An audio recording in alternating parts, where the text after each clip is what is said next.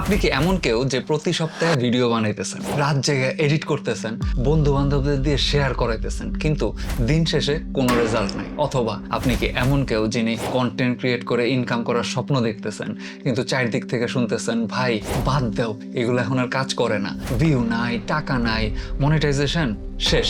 যদি এই দুইটার যে কোনো একটার সাথে আপনি নিজেকে রিলেট করতে পারেন, তাহলে এই ভিডিওটা আপনার জন্যই বানানো। একটু কষ্ট হলেও পুরো ভিডিওটা দেখেন, কারণ আজকে আমি কোনো টিপস অথবা ট্রিক্স শিখাতে আসি নাই। আজকে আমি কন্টেন্ট ক্রিয়েশন নিয়ে আপনার পুরো ধারণাটাই বদলাই দিতে আসছি। চলেন তাহলে শুরু করি। 15-16 বছর ধরে সোশ্যাল মিডিয়া নিয়ে কাজ করতেছি। এই এত বছরে ফেসবুককে এত রকম রূপে দেখছি যে কখনো কখনো নিজেই অবাক হয়ে যাই। 2011 সালে আমার প্রথম ফেসবুক পেজ খুলি। তখন পেজে একটা লাইক মানেই ছিল একটা রিয়েল মানুষ। একটা পোস্ট দিলেই সেই রিয়েল মানুষগুলো দেখতো। ব্যাপারটা অনেকটা নিজের বাড়ির উঠানে দাঁড়ায় মাইক দিয়ে কথা বলার মতো। পাড়ার সবাই শুনতো। তারপর আস্তে আস্তে ফেসবুক বদলানো শুরু করলো, আর প্রতিটা চেঞ্জের সময় একদল মানুষ শেষ হয়ে গেল বলে কান্নাকাটি চিৎকার চেঁচামেচি করতেই থাকলো। 2014 সালে অর্গানিক রিচ কমে গেল, শেষ। 2018 সালে অ্যালগরিদম বদলাইলো, আবারও শেষ। 2022 সালে রিলস আসলো, শেষ শেষ শেষ। এখন মনিটাইজেশন কঠিন হইলো, আবারও শেষ।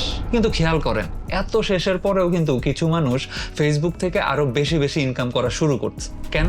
কারণ তারা প্ল্যাটফর্মকে বোঝার চেষ্টা করছে, আর বাকিরা শুধু কমপ্লেন করে গেছে। আজকে আমি আপনাকে সেই বোঝার জায়গায় নিয়ে যাব। এখন সরাসরি মেইন পয়েন্টে আসি। আগের ফেসবুক আর এখনকার ফেসবুক, এই দুইটা আসলে দুইটা আলাদা আলাদা জিনিস। আগের নিয়মটা ছিল একদম সহজ। আপনার পেজে 1 লাখ ফলোয়ার মানে ভিডিও বা পোস্ট দিলে 1 লাখ মানুষের কাছে প্রায় অটোমেটিক সেটা পৌঁছায় যেত। তাই সবাই ফলোয়ার বাড়ান বলে দিন রাত পাগল হয়ে যেত। কিন্তু এখন আপনার পেজে মাত্র 10 জন ফলোয়ার অথবা 100 জন ফলোয়ার, কিন্তু একটা ভিডিওতে ভিউ আসতেছে 10,000। আবার অন্য কারো 1 লাখ ফলোয়ার আছে, কিন্তু ভিডিওতে ভিউ হইতেছে মাত্র 50টা। এটা দেখে অনেকে মনে করেন যে ফেসবুক ইচ্ছা করে তাদের সাথে 2 নাম্বারই করতেছে।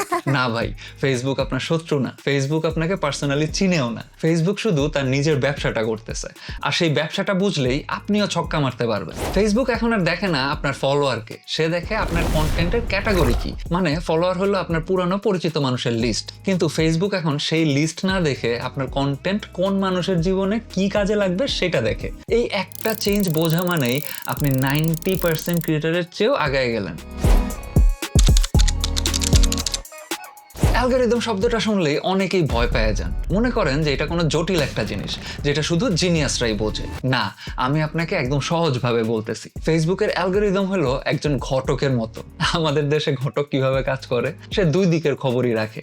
একদিকে পাত্রীর পরিবার, তারা কি চায়, কি পছন্দ করে, অন্যদিকে পাত্রের পরিবার, তারা কেমন, তারাও বা কি চায়, এইসব খুঁটিনাটি। আর তারপর সে 2 ফ্যামিলিকে ম্যাচ করায় দেয়। ফেসবুকও হুবহু এই কাজটাই করে। তার কাছে একদিকে আছে দর্শকদের ডেটা। সে জানে যে কে সকাল বিকাল ফানি ভিডিও দেখে, কে শুধু রান্নার রেসিপি খোঁজে, কে রাত 12টার সময় পলিটিক্স নিয়ে স্ক্রল করতে থাকে, আর কে অনলাইনে ইনকামের কিছু একটা দেখলেই ওই ভিডিও দেখেই সারা রাত পার করে দেয়। এই সব ডেটা ফেসবুকের কাছে বছরের পর বছর ধরে জমে আছে। সে আপনাকে মোটামুটি আপনার চেয়ে ভালো করে চেনে।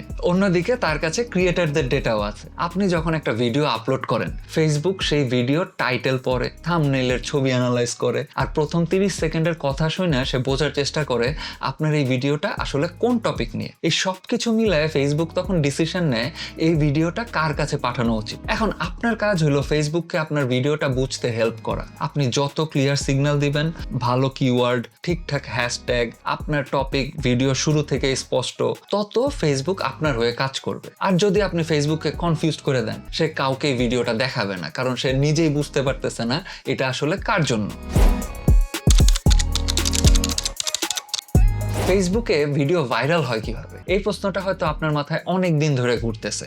আমি আপনাকে ধাপে ধাপে বলতেছি। আপনি একটা ভিডিও আপলোড করলেন, ফেসবুক সেটা সাথে সাথে 1 লাখ মানুষকে দেখায় না। সে প্রথমে মাত্র 100 জনের কাছে ভিডিওটা পাঠায়। এই 100 জন কারা? এরা হলো সেই ক্যাটাগরির সবচেয়ে আগ্রহী দর্শক। মানে আপনি যদি অনলাইনে ইনকাম নিয়ে ভিডিও বানান, তাহলে যারা এই টপিকে সবচেয়ে বেশি ইন্টারেস্টেড, ফেসবুক আপনার ভিডিও তাদের কাছে পাঠায়। এরপর ফেসবুক দেখে ওই 100 জনের মধ্যে কতজন ভিডিওটা দেখলো, কতজন মাঝপথে বন্ধ করে চলে গেল, কতজন কমেন্ট করলো, আর কতজন আপনার ভিডিও শেয়ার করলো। যদি রেসপন্স ভালো হয়, পরের ধাপে ফেসবুক সেটা 1000 জনের কাছে পাঠায়। সেখানেও যদি ভালো রেসপন্স আসে, তখন সে লাখ লাখ মানুষের ফিডে আপনার ভিডিওটা পাঠায় দেয়। এই পুরা সিস্টেমে ফলোয়ার থাকাটা বোনাস, কিন্তু বাধ্যতামূলক না।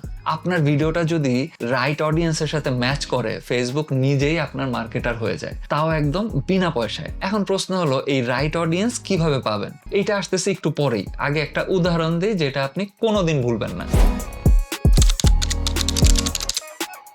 মনে করেন যে আপনি একটা বিরিয়ানির দোকান দিলেন, এলাকার সেরা বিরিয়ানি বানান আপনি, রান্না একদম পারফেক্ট। এখন পুরানো নিয়মে কি করতেন? পাড়ার সবাইকে ফোন করতেন, ভাই আসেন বিরিয়ানি খেয়ে যান, আপু আপনিও আসেন, সাথে আপনার বান্ধবীদেরকেও নিয়ে আসেন। তারা যদি আসে তাহলে আপনার বিক্রি হবে, না আসলে দোকান ফাঁকা। এখানে আপনার ব্যবসা পুরাপুরি আপনার পরিচিত মানুষের উপরে ডিপেন্ড করে। এখন নতুন নিয়মটা দেখেন, আপনি দোকানের সামনে একটা বড় সাইনবোর্ড দিলেন, তার সাথে ভিতর থেকে একদম একের বিরিয়ানির গন্ধ পুরো এলাকা কাঁপায় দিতেছে। তখন কি হবে? যে মানুষটা রাস্তা দিয়ে হাইটায় যেতেছে, বিরিয়ানি পছন্দ করে, সে আপনার বন্ধু না হইলেও, পরিচিত না হইলেও, গন্ধ পায় সে ঠিকই আপনার দোকানে হাজির হবে। এখানে সাইনবোর্ড হলো আপনার থাম্বনেল আর এসইও, আর বিরিয়ানির গন্ধ হলো আপনার কন্টেন্টের কোয়ালিটি। আর যেই মানুষগুলো আপনার দোকানে খাইতে আসলো, তারা হলো ফেসবুকের আপনার রিয়েল অডিয়েন্স।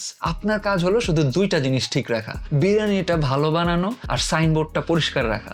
বাকি কাজ মানে মানুষ নিয়ে আসার কাজ ফেসবুকের অ্যালগরিদম নিজেই করে দিবে। সহজ কথায় বললে, ফলোয়ারের পিছনে না দৌড়ায় ফেসবুকের অ্যালগরিদমকে হেল্প করেন আপনার সঠিক দর্শক খুঁজে পাইতে। এবার আসি সবচেয়ে গুরুত্বপূর্ণ অংশে, যেটা না শুনলে বাকি সবকিছু জানাও কোনো কাজ হবে না, যেটা বেশিরভাগ ক্রিয়েটর কোনোদিন বুঝতেই পারে না। আর এটা না বোঝার কারণেই তারা বছরের পর বছর একই জায়গায় আটকায় থাকে। অনেকে রিলস বোনাস বা অ্যাডস অন রিলসকে মাসের বেতন মনে করে বসে থাকে। ভাই, এটা বেতন না, এটা হলো বোনাস লেয়ার। কোনো মাসে বড় কোম্পানিগুলা বিজ্ঞাপনের বাজেট কমায় দেয়। হয়তো দেশের রাজনৈতিক পরিস্থিতি অস্থির, হয়তো গ্লোবাল ইকোনমির মন্দা চলতেছে, হয়তো ওইটা ব্যবসার সিজন না, তখন আপনার ইনকামও সাথে সাথে কমে যায়। যারা শুধু এই বোনাসের উপর ভরসা করে বসে থাকে, তাদের মাথায় তখন আকাশ ভেঙে পড়ে। কিন্তু যারা নিজের একটা অফার বা বিজনেস সেট করে রাখছে, তাদের ইনকাম কখনো থামে না। এখন 3টা লেয়ার বুঝেন। লেয়ার 1, ফেসবুক নিজে। ফেসবুক হলো এই পুরা ইকোসিস্টেমের সবচেয়ে বড় প্লেয়ার। আপনি ভিডিও বানান, মানুষ দেখে, ফেসবুক সেই মানুষগুলোকে বিজ্ঞাপন দেখায়, টাকা নেয় বিজ্ঞাপন দাতার কাছ থেকে, ওইখান থেকে আপনাকে একটুখানি ভাগ দেয়। বাংলাদেশে এখন কোটি কোটি মানুষ ফেসবুক ব্যবহার করে। ডিজিটাল বিজ্ঞাপনের বাজার প্রতি বছর 20 থেকে 25% হারে বাড়তেছে। কিন্তু সমস্যা হলো সিপিএম, মানে বাংলাদেশে প্রতি 1000 ভিউতে যা টাকা পাওয়া যায়, সেটা আমেরিকা বা ইউরোপের তুলনায় অনেক কম। তাই শুধু এ লেয়ারে থেকে লং টার্মে পেজ চালানো প্রায় অসম্ভব। লেয়ার 2, আপনি আর আমি, ক্রিয়েটাররা, যারা প্রতিদিন বা প্রতি সপ্তাহে ভিডিও আপলোড করেন, যেমন funny video maker, blogger, reaction video. এই ধরনের ক্রিয়েটারদের ইনকাম মডেল হলো ইনস্ট্রিম অ্যাডস আর রিলস বোনাস। এখানে রিস্কটা কি জানেন? আপনি হয়তো খেয়াল করছেন, অনেক বড় সেলিব্রিটি ক্রিয়েটারও হুট করে একদিন হারায় যান। একদিন 1 লাখ ভিউ পান, পরের মাসে আর কোনো খবর নাই, কারণ তাদের কোনো নিজস্ব অফার নাই। ফেসবুক রিচ কমায় দিলে তাদের ইনকামও 0। লেয়ার 3, আপনার নিজের অফার বা প্রোডাক্ট। এইটাই আসল খেলা। এইটাই সেই জায়গা যেখানে বাংলাদেশের সেরা ক্রিয়েটাররা এখন খেলা করতেছেন। এরা ফেসবুককে ব্যবহার করেন শুধু একটা কাজে, ট্রাফিক আনার জন্য। তারপর সেই ট্রাফিককে নিজের প্রোডাক্টে বা সার্ভিসে কনভার্ট করেন। ফেসবুক তাদের কাছে আর ইনকাম সোর্স না, ফেসবুক তাদের কাছে একটা ডিস্ট্রিবিউশন ইঞ্জিন। এখন নাম ধরে বলি, এরা আমাদের দেশেরই মানুষ। যেমন আয়মান সাদিক, ইউটিউবে, ফেসবুকে তিনি ভিডিও বানান, কিন্তু তার আসল ইনকাম আসে কোথা থেকে জানেন? পেইড কোর্স থেকে, বই থেকে, সাবস্ক্রিপশন থেকে। শুধু অ্যাড রেভিনিউ থেকে 10 মিনিট স্কুলের যা ইনকাম হইতো, কোর্স সেল করে তার চেয়ে কয়েক গুণ বেশি টাকা আসে। এখন তারা একটা $multi-million কোম্পানি। ভাবেন একটু, ফেসবুক আর ইউটিউব বন্ধ হয়ে গেলেও 10 মিনিট স্কুলের কোর্স বন্ধ হবে না, কারণ সেটা তার নিজের। খালিদ ফারহান প্যাসিভ ইনকাম আর মার্কেটিং নিয়ে ভিডিও বানান, কিন্তু তার প্যাসিভ ইনকাম ওই ভিডিও থেকে না, আসে তার মার্কেটিং এজেন্সি আর ডিজিটাল কোর্স থেকে। তিনি বোঝেন যে 1 মিলিয়ন ভিউতে ফেসবুক তাকে যেই টাকা দিবে, তার চেয়ে মাত্র 100 জন স্টুডেন্ট ওনার কোর্সে ভর্তি হলে তার চেয়ে অনেক বেশি লাভ। 100 জন স্টুডেন্ট, মাত্র 1 মিলিয়ন ভিউ না। তারপর আছে রাফসান্দা ছোট ভাই। স্যামসাং, কোকা-কোলার মতো বড় বড় ব্র্যান্ডরা তাকে টাকা দেয় কেন? কারণ তার কাছে অডিয়েন্স আছে। এইটাই হলো সার্ভিস অ্যাজ এন অফার। আপনি অডিয়েন্স ধরেন, ব্র্যান্ড নিজেই আপনাকে খুঁজে নেবে। এদের সবার মধ্যে একটাই মিল, এরা সবাই ফেসবুকের কামলা হন নাই, এরা ফেসবুককে নিজের কাজে লাগাইছে। শেষ করার আগে একটা কথা বলি, ভাইরাল হওয়ার পিছনে দৌড়ানো বন্ধ করেন। আজকে মিম দিলেন, কালকে রাজনীতি, পরশু রান্নার ভিডিও, এতে অ্যালগরিদম কনফিউজড হয়ে যায়। সে বুঝতে পারে না যে আপনার ভিডিও সে কার কাছে পাঠাবে। একটা নির্দিষ্ট বিষয় নিয়ে লাগিয়ে থাকেন, ছোট পেজ হইলেও সমস্যা নাই। স্পেসিফিক অডিয়েন্স থাকলে লাখ লাখ ফলোয়ার ওলা একটা জেনারেল পেজের চেয়েও অনেক বেশি ইনকাম করতে পারবেন। ফেসবুকের ভিউ আজকে আছে, কালকে নাই। অ্যালগরিদম আজকে এক নিয়মে চলতেছে, কালকেই বদলায় যাবে। কিন্তু আপনার যদি একটা স্ট্রং কমিউনিটি থাকে আর নিজের একটা প্রোডাক্ট বা সার্ভিস থাকে, ফেসবুক যাই করুক আপনার কিচ্ছু হবে না। তাই ফেসবুককে আপনার ইনকামের জায়গা মনে করা বন্ধ করেন। ফেসবুককে আপনার বিজনেসের ডিস্ট্রিবিউশন ইঞ্জিন হিসেবে ব্যবহার করেন। আর ভাই, শর্টকাট খোঁজা বন্ধ করেন প্লিজ। ফেসবুক মনিটাইজেশন কঠিন না, আপনি শুধু এতদিন ভুল দিক দিয়ে ভাবছেন। লং টার্মে চিন্তা করেন, নিজের একটা ব্র্যান্ড দাঁড় করান, আর নিজেকে একটা প্রশ্ন করেন, আপনি কি সারা জীবন ফেসবুকের হয়ে কাজ করতে চান, নাকি ফেসবুককে আপনার হয়ে কাজ করাতে চান? পছন্দটা আপনার। এখন কমেন্টে জানান পরের ভিডিওতে কি দেখতে চান, পেজ স্ট্র্যাটেজি, কন্টেন্ট ফরম্যাট, নাকি নিজের প্রোডাক্ট আইডিয়া কিভাবে ঠিক করবেন। ঝটপট লিখে ফেলেন নিচে। দেখা হবে পরের বার। টাটা।